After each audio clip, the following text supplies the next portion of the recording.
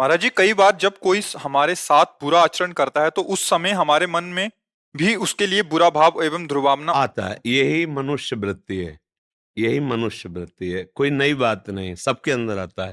पर अब आपको केवल मनुष्य ही नहीं रहना, आपको नया कर्म करना है।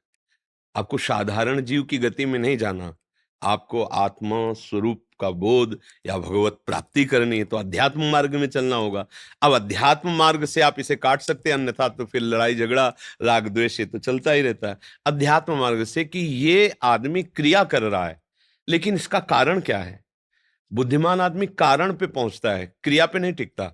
इसने मुझे गाली दिया, मैंने कुछ अपराध नहीं किया, फिर भी ये मेरे को नीचा दिखाना चाहता है, मेरे प्रति प्रतिकूल आचरण करता है, तो इसका कारण क्या हो सकता है। तो भक्त सोचता है इसका कारण भगवान है।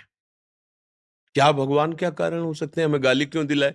कोई मेरे ऐसे अपराध हैं जिनका दंड मुझे बहुत भयानक मिलता, तो गाली दिलवा के अपमान करवा के मुझे भगवान पवित्र कर रहे। जय हो मेरे कृपालु प्रभु, आपकी जय हो। आप उस क्रिया पे नहीं टिकेंगे तो द्वेष नहीं बनेगा और भगवान में वृत्ति चली जाएगी।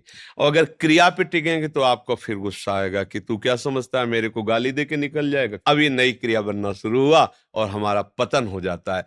थोड़े से क्रोध में हम अपने जीवन को नष्ट कर लेते। माना आप बहुत बलशाली, उसे मार दिया, फिर आपसे बलशाली कानून वो आपको अपने हाथ में, अपने पंजे में लेकर आजीवन कैद में रखेगा, और फिर मन आपका जलेगा पूरे जीवन। ना भगवत चिंतन कर सकते हो, ना परिवार की सेवा कर सकते हो, ना देश की सेवा कर, पूरा जीवन कूड़ा हो गया।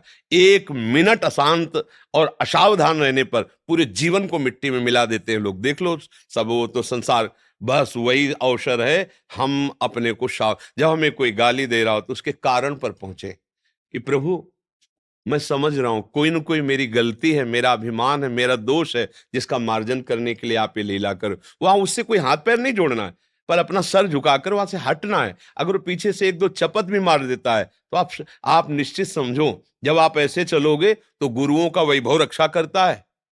आप सर मोड़ के चल दोगे तो आप जिनके लिए सर मोड़ दिए वो उनका सर नीचा करवा के छोड़ेंगे। इतनी सामर्थ्य, अनंत शक्ति संपन्न है।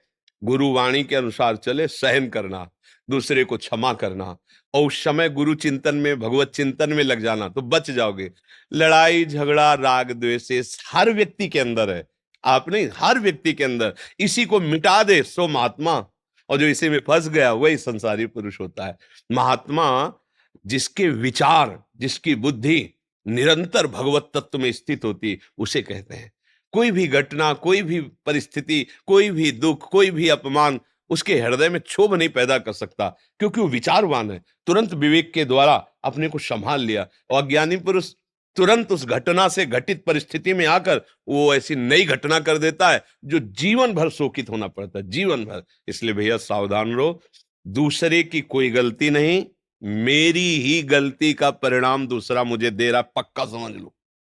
ऐसे विश्व में किसी की ताकत नहीं कि आपको छू ले। अगर कोई मुझे दंड दे रहा है तो मेरे किसी कर्म का, किसी जन्म का वो फल है, और मुझे सह लेना चाहिए, हिसाब किताब बराबर। अगर हम नया कर्म करते हैं तो फिर अलग बात है। और उसी समय एक और बात जिसको गुप्त है, कि इस पर ज्यादा वार्ता नहीं होती।